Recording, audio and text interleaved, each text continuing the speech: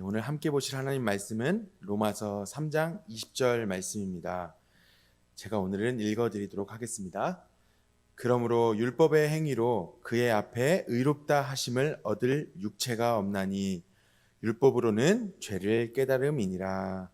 아멘. 오늘은 UCT 교리문답 15문의 문답의 내용입니다. 우리 같이 한번 15문 문제와 답을 우리가 한번 같이 읽어보고 시작하도록 하겠습니다.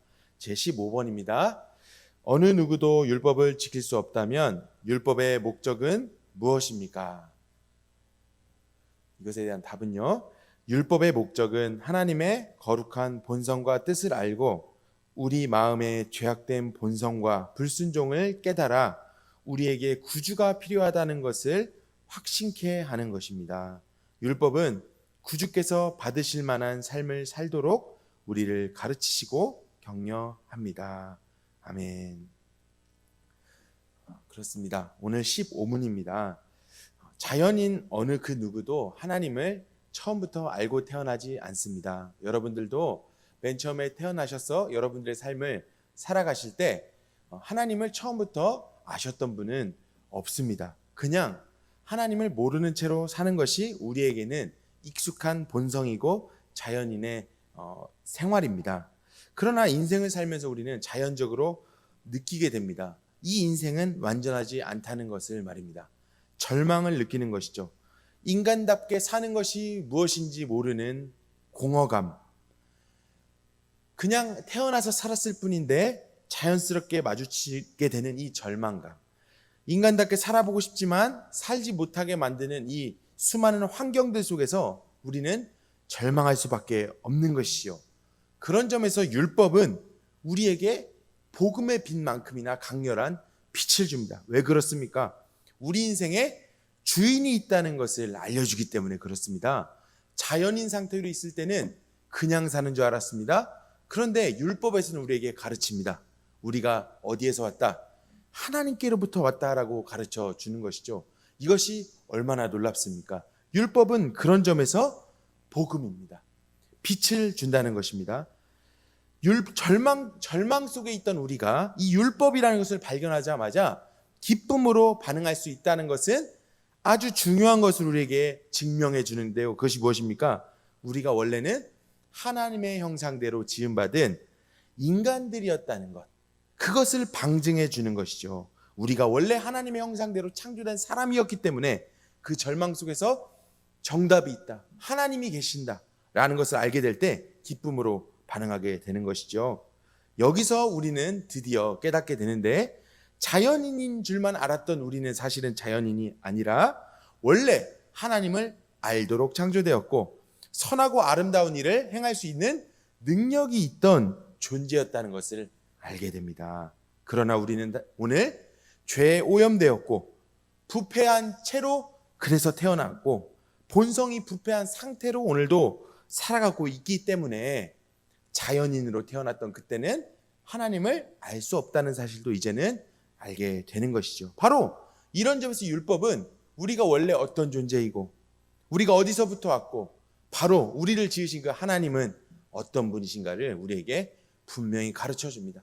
인간이 가야 될 곳, 인간이 걸어가야 될 방향, 참 행복의 길이 바로 하나님께 있음을 분명하게 우리에게 가르쳐 주는 것이 율법인 것이죠. 이런 점에서 율법은 빛이지만 또한 분명한 절망이기도 합니다. 왜 그렇습니까? 지난 시간에 배운 것처럼 율법을 온전히 지킬 수 있는 사람이 있다고 했습니까? 그렇지 않죠. 없다고 했습니다. 로마서 3장 10절에 보면 기록된 바 의인은 없나니 하나도 없으며 의인은 한 명도 없습니다. 이 율법을 길은 우리가 보게 되었지만 그 율법대로 살아갈 수 있는 능력이 우리 안에 없다는 것, 그것은 우리에게 절망을 주지요. 생명이 있다는 것은 알았지만 그것에 도달할 능력도 방법도 우리에게 없다는 것을 말씀으로도 우리의 삶으로도 우리는 분명히 경험하게 됩니다. 어떤 청년 한 명이 저한테 물어봤습니다. 바로 오늘의 문답의 내용이었어요. 목사님, 왜 지킬 수도 없는 것을 하나님은 우리에게 가르쳐 주셨습니까? 그런데 어떻습니까? 이 청년의 질문, 물론 이해는 가지만 우리가 하나님께 그렇게 물어볼 수 있는 사람들이 맞습니까? 그렇지 않지요. 왜 그렇죠? 죄를 선택한 것은 우리였고 하나님이 아니시기 때문입니다. 죄인으로 살라고 하나님 우리에게 명령하시지 않았음에도 불구하고 그것을 선택하고 본성적으로 부패했던 것은 바로 우리였기 때문에 그렇습니다. 그렇다면 하나님 우리에게 이 율법을 왜 주셨을까요? 왜 그렇죠? 하나님은 우리에게 하나님이 누구신지를 다시금 알리시기 위해 이 율법을 주신 것이지요. 어떻습니까? 선하시지요. 그리고 도저히 인간은 그 율법을 이룰 수 없다라는 것도 가르치시면서 그 해결을 위해 누가 필요하다는 것을 이 성경은 가르칩니까? 바로 예수 그리스도가 필요하다는 것을 명백하게 이 율법이 가르쳐주고 있는 것이죠. 이 율법을 도저히 지킬 수 없는 이 문제 해결을 위해 예수 그리스도가 해답이 된다는 것을 이 율법을 통해 더욱더 분명하게 하나님 우리에게 가르쳐 주시는 것이지요. 어떻습니까? 이 역시 선하시지요. 저희 자녀에게 저희 집에서 오락기를 사줬습니다. 그래서 우리 하준아, 오락기는 하루에 30분만 해라 라고 제가 이렇게 말을 해줬습니다. 당연히 저희 자녀가 오락기를 딱 30분만 하면 오늘도 30분 오락하게 해주셔서 감사합니다, 너무 행복했어요 라고만 했을까요? 그렇지 않습니다. 오락은 30분만 하라고 해도 3시간도 하고 30시간도 하는 게 바로 오락입니다. 이것을 지킬 수 있는 자녀는 없다는 것이죠. 그러나 그 규칙이 있기 때문에 무엇을 합니까? 저의 자녀 하준이는 오락만 하면서 사는 삶이 아니라는 것을 그 규칙을 통해 알게 되죠. 오락만 하면서 사는 삶은 온전한 삶이 아니라는 것을 알게 되죠. 그리고 그 오락만 하는 삶을 벗어나는 그 방식도 그 규칙을 통해서 알게 되는 것이죠. 그 길을 보게 되는 것이죠. 앞으로도 우리는 길은 보았지만 그 길대로 살지 않으려는 여전한 우리의 본성을 만나게 될 것입니다. 본성적으로 부패한 것은 이 땅에 있는 한 완전히 고쳐지지 않기 때문에 그렇습니다.